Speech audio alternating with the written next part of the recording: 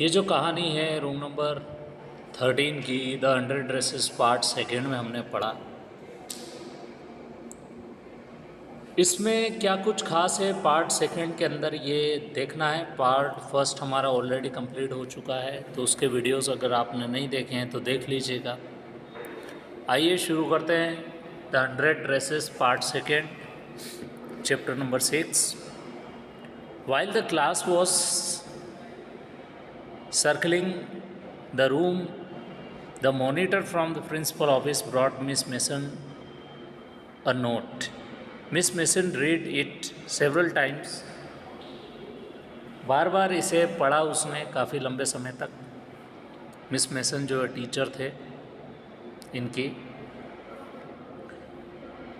It several times and studied it thoroughly, और काफ़ी thoroughly study किया।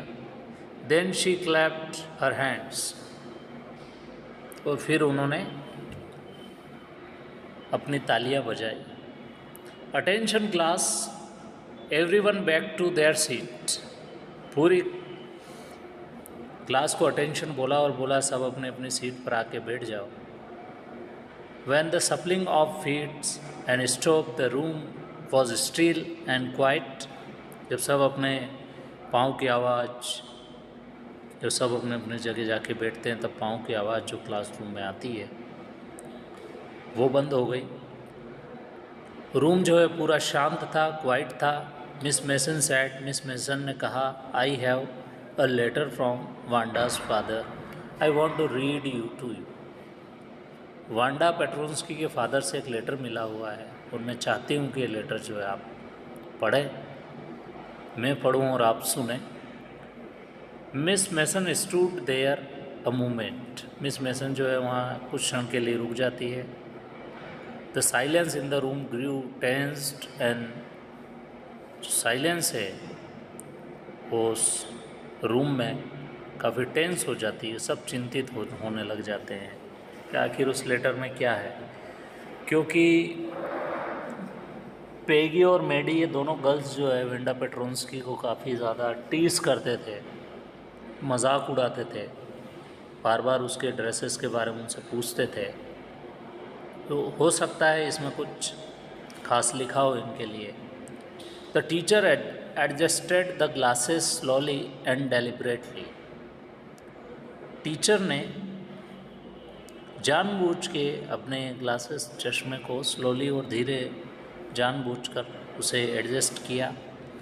Her manner indicated that what was coming. उसके जो manner हैं, तरीके हैं टीचर के, उससे पता लग पा रहा था कि वो क्या कहना चाह रहे हैं। This letter from Wanda's father was a matter of great importance. ये कहा कि वेंडा पेट्रोन्स्की के फादर ने जो लेटर दिया है, जो भेजा है, ये काफ़ी इम्पोर्टेंस का लेसन है, मतलब काफ़ी इम्पोर्टेंट लेटर है। Everybody listen closely as a Miss Mason read it briefly note. Dear teacher, प्रिय शिक्षक, my Wanda will not come to your school any more. मेरी जो पुत्री है जिसका नाम है वेंडा पेट्रोन्स्की, वो स्कूल में अब ज़्यादा लंबे समय तक नहीं आएगी। Now we are going to move away. हम अपने यहाँ से मूव अवे कर रहे हैं। Now we move away to big city. कौन से शहर में? बड़े शहर में जा रहे हैं। No more Holler Pollock. वहाँ पर कोई उन्हें होलर पोलक नहीं कहेगा। No more ask why funny name. कोई उनसे नहीं पूछेगा तुम्हारा नाम इतना फ़नी क्यों है। Plenty of funny names in the big city. क्योंकि बड़े शहरों में तो आपको पता है ही है, काफ़ी नाम जो है फ़नी होते हैं, तो ऐसा कुछ वहाँ पर मैटर नहीं है। वहाँ पर काफ़ी फ़नी नेम्स है। Yours truly Jan Petronski. आपका विश्वसनीय Jan Petronski. A deep silence met the reading of this letter. उस लेटर के अंदर काफ़ी डीप साइलेंसेस है। Miss mason took of her glasses.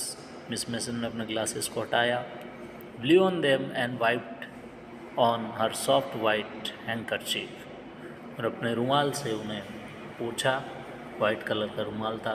Then she put them on again and looked at the class. फिर से class में जो है अपने चश्मों को पोंछ कर लगा लिया और क्लास में देखने लग गए. She spoke her voice was very low. जब वो बोल रहे थे तो उनकी आवाज़ काफ़ी धीमी थी. I am sure that none of the boys and girls in room number 13 would purposely and deliberately hurt anyone's feeling because his or her name happened to be a long unfamiliar one. उन्होंने कहा कि सिर्फ इस वजह से कि उसका नाम जो है वो अनफेमिलियर है या बड़ा नाम है, इस वजह से कोई किसी को परेशान नहीं करेगा. फिर आगे उन्होंने कहा, I prefer to think that what was said, जो कुछ कहा गया, was said in thoughtlessness, सब कुछ एक फ्लो में कहा गया. I knew, मुझे पता है, that all of you feel the way I do, आप सबको भी ऐसा ही महसूस हुआ होगा जैसा मुझे हुआ है. That this is a very unfortunate thing to happen, ये बहुत बुरी चीज़ है जो कि हुई है.